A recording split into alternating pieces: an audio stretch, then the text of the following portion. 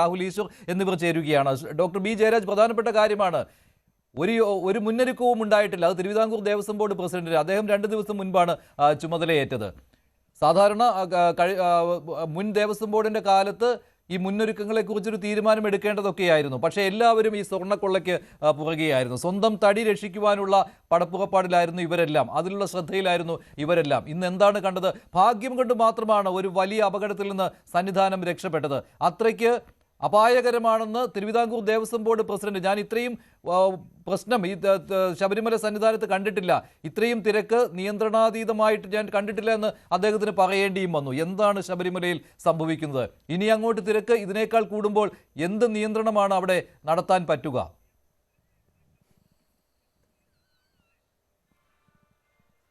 മഞ്ജുഷ്, ഇതിനകത്ത് നമ്മൾ കാണേണ്ടുന്നത് ഇപ്പം ഈ പറഞ്ഞില്ലേ, വിനോദ് അവിടെ നിന്ന് റിപ്പോർട്ട് ചെയ്തില്ലേ, വിനോദ് പറഞ്ഞു തന്ന കാര്യങ്ങളിനകത്ത് തന്നെ അതിനകത്ത് കോൺട്രഡിക്ഷൻസ് വരുന്നുണ്ട്. തുടക്കത്തിൽ അദ്ദേഹം പറഞ്ഞത് ഇതിൽ കൂടുതൽ ആളുകൾ വന്നിട്ടുള്ള സ്ഥലമാണ്, പക്ഷേ തുടക്ക ദിവസങ്ങളിൽ ഇത്രയധികം ജനക്കൂട്ടം ഉണ്ടായിട്ടില്ല എന്ന് പറഞ്ഞ കാര്യം ഒന്ന്. രണ്ടാമത്തെ കാര്യം എന്താണെന്ന് വെച്ച് കഴിഞ്ഞാൽ, ഈ കേന്ദ്രസേനയുടെ ഒരു സഹായം നമുക്ക് ഉണ്ടാവാറുണ്ട്. ബീഹാർ തെരഞ്ഞെടുപ്പ് നടന്നതിന് ശേഷം അവിടെ നിന്നുള്ള സേനാംഗങ്ങൾ കേന്ദ്രത്തിൻ്റെ ഒരു സപ്പോർട്ട് ഇതുവരെ എത്തിയിട്ടില്ല. അത് 2 ദിവസത്തിനകം എത്തൂ. അവരെയൊക്കെ കൃത്യമായിട്ടുള്ള പോയിന്റുകളിൽ ഏർപ്പെടുത്തി കഴിഞ്ഞാൽ അവർ ഈ കാടിലൂടെയുള്ള കയറി വന്നിട്ട് ഈ ക്യൂ നിന്ന്, ശരിയാണ്, 20 നേരത്തോട് നേരമൊക്കെ നിൽക്കുന്ന ഭക്തന്മാർ ചിലപ്പോൾ വേറെ വളഞ്ഞ വഴിയൊക്കെ സ്വീകരിക്കും.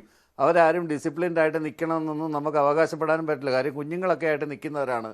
അവർ ചിലപ്പോൾ കാട് വഴിയൊക്കെ ഈ പാമ്പുകളൊക്കെ ഉള്ള കാടിനകത്തൂടെ കയറി പെട്ടെന്ന് മുന്നിലെത്താനൊക്കെ ആയിട്ട് ശ്രമം നടത്തും. അതിൻ്റെ ഭാഗമായിട്ടാണ് അവിടെ ഒരു സ്റ്റാമ്പീഡൊന്നും ഉണ്ടായില്ല, അതിന് സമാനമായൊരു തിരക്ക് അവിടെ ഉണ്ടായത്.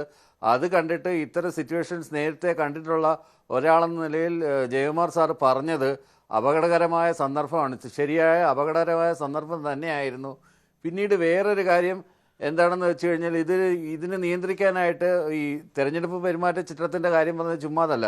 കാര്യം മന്ത്രിക്ക് അവിടെ വന്നിട്ട് നേരിട്ട് ഒരു കാര്യം, സാധാരണഗതിയിൽ ഒരു ശബരിമല തുടങ്ങുന്ന സമയത്ത് മന്ത്രിയുടെ അവിടെ സാന്നിധ്യം ഉണ്ടാവും, നിറഞ്ഞ സാന്നിധ്യം ഉണ്ടാവും. ആ സാന്നിധ്യത്തിലൂടെയാണ് പല വകുപ്പുകളെയും കോർഡിനേറ്റ് ചെയ്യുന്നതും കാര്യങ്ങളെല്ലാം പെട്ടെന്ന് എളുപ്പത്തിലാക്കുകയും ചെയ്യുന്നത്. പെരുമാറ്റച്ചട്ടം കഴിഞ്ഞ ദിവസമാണ് നിലവിൽ വന്നത്. അല്ല, അതിനുശേഷം ആയിരുന്നില്ലല്ലോ ഈ മുന്നൊരുക്കങ്ങൾ വിലയിരുത്തേണ്ടതും മുന്നൊരുക്കങ്ങൾ സ്വീകരിക്കേണ്ടതും. മുന്നൊരുക്കങ്ങൾ വിലയിരുത്തുന്നതിൻ്റെ കാര്യമല്ല, ഈ പോസ്റ്റിങ്ങിന് കൊടുത്തേക്കുന്ന പല ആളുകളും പല ഉദ്യോഗസ്ഥരും ഹാജരായില്ല എന്ന് ജയകുമാർ സാർ തന്നെ പറയുന്നുണ്ടായിരുന്നു. പിന്നീട് ഇപ്പോൾ ഏതാ ചെയ്തതെന്ന് വെച്ച് കഴിഞ്ഞാൽ, അതിനകത്ത് ഈ വെർച്വൽ ക്യൂ സംവിധാനം, അത് ഡിസംബർ 10-ാം തീയതി വരെ ഓൺലൈൻ ബുക്കിംഗ് ഒന്നും അവൈലബിൾ അല്ല. 7 സ്ഥലത്താണ് നിലയ്ക്കലിൽ ഇപ്പോൾ തുടങ്ങിയിരിക്കുന്നത് പുതിയതായിട്ട്. വെർച്വൽ ക്യൂ അല്ല, ഈ പറഞ്ഞ കണക്കുള്ള സ്പോട്ട് ബുക്കിങ്ങിന് 7 സ്ഥലത്താണ് നിലയ്ക്കലിൽ ഇപ്പോൾ സ്റ്റാർട്ട് ചെയ്തിരിക്കുന്നത്. അതുപോലെ ഈ കാട് വഴിയുള്ള കയറി വന്നിട്ട് ആളുകൾ ഈ വന്നിറങ്ങാനായിട്ടുള്ള ഒരു സംവിധാനം നിർത്താനായിട്ട് ആ പ്രധാനപ്പെട്ട പോയിന്റുകളിലെല്ലാം പോലീസിനെ വിന്യസിപ്പിക്കുന്നൊരു കാര്യം കൂടി ആലോചിച്ചിട്ടുണ്ട്. അതിനോടൊപ്പം തന്നെ ഇത്തരം തിരക്കുകൾ ഉണ്ടായിക്കഴിഞ്ഞാൽ എന്തായാലും ശബരിമലയായി അപകടമൊന്നും നടക്കാതിരുന്നത് വലിയ വലിയ വലിയ ഭാഗ്യമായി ഞാൻ കരുതുന്നു. അഭൂതപൂർവമായ ജനത്തിരക്കാണ് ഇന്നുണ്ടായത്, കഴിഞ്ഞ ദിവസങ്ങളിലുണ്ടായതെന്ന് നമുക്ക് കാണുമ്പോൾ തന്നെ അറിയാനായിട്ട് പറ്റും.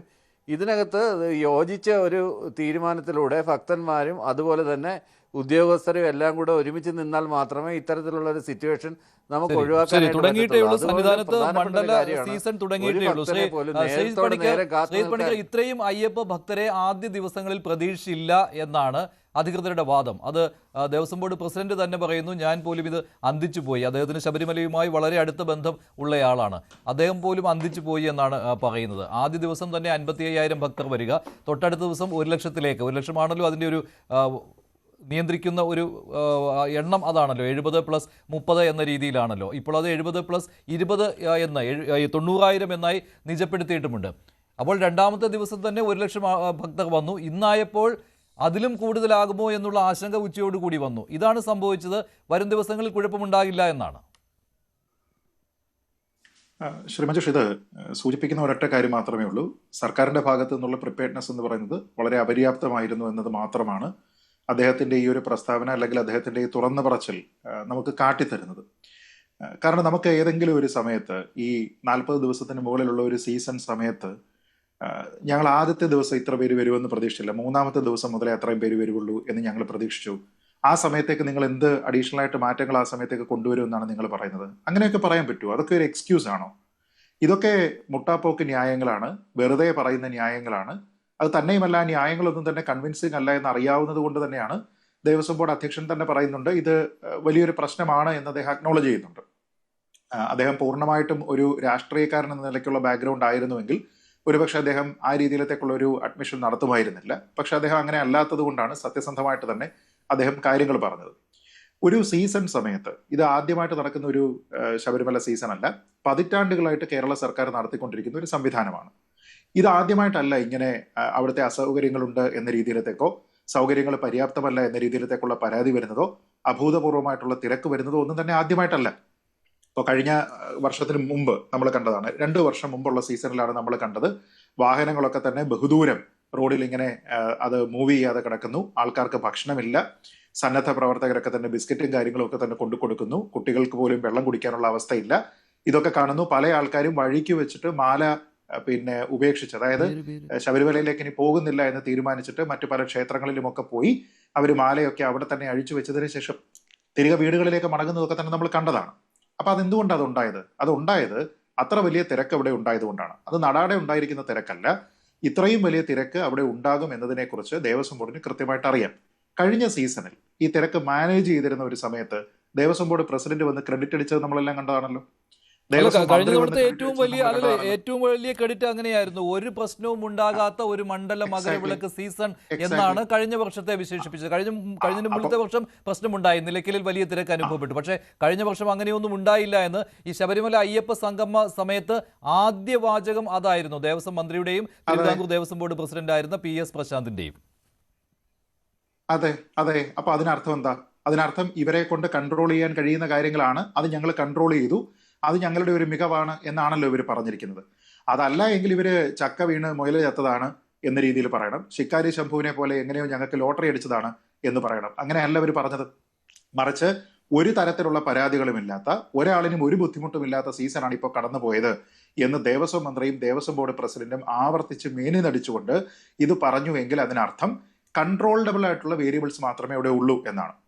എന്ന് വെച്ചാൽ ആ തിരക്ക് നിയന്ത്രിക്കുക, എവിടെയൊക്കെയാണോ അതിന് സ്റ്റോപ്പ് പോയിന്റുകൾ വെക്കേണ്ടത്, എവിടെയൊക്കെയാണോ ആൾക്കാരെ തിരക്കിന്റെ അടിസ്ഥാനത്തിൽ നിയന്ത്രിച്ച് നിർത്തേണ്ടത്, ഈ കാര്യങ്ങളെപ്പറ്റി നമുക്ക് കൺട്രോൾ ചെയ്യാൻ പറ്റുന്ന വേരിയബിൾസ് മാത്രമേ ഇവിടെ ഉള്ളൂ എന്നാണ് അതിനർത്ഥം. അതല്ലാതെ പെട്ടെന്ന് ഈ വർഷം അത് പൊടുന്നനെ അങ്ങ് എല്ലാം താറുമാറായിട്ട് പോകുന്നു, ഒന്നാമത്തെ ദിവസം ഇത്ര പേര് വരുന്നില്ല, രണ്ടാമത്തെ ദിവസം ഇത്ര പേര് വരും, ഇങ്ങനെയൊക്കെയാണ് ഞങ്ങൾ പ്രതീക്ഷിച്ചത് എന്നൊക്കെ പറഞ്ഞു കഴിഞ്ഞാൽ അതിനർത്ഥം നിങ്ങളുടെ ലാക്ക് ഓഫ് പ്രിപ്പയർനെസ് ആണ്. ഇത്ര വലിയ ഒരു അഭൂതപൂർവമായിട്ടുള്ള തിരക്ക് വരുന്നതിനെ കുറിച്ച് നേരിടുന്നതിന് വേണ്ടി നിങ്ങൾ ഒരു തരത്തിലും നിങ്ങൾ പ്രാപ്തമായിരുന്നില്ല. പകരം നിങ്ങളുടെ ഫോക്കസ് എവിടെയായിരുന്നു എന്നുള്ളത് നമുക്ക് കൃത്യമായിട്ട് അറിയാം.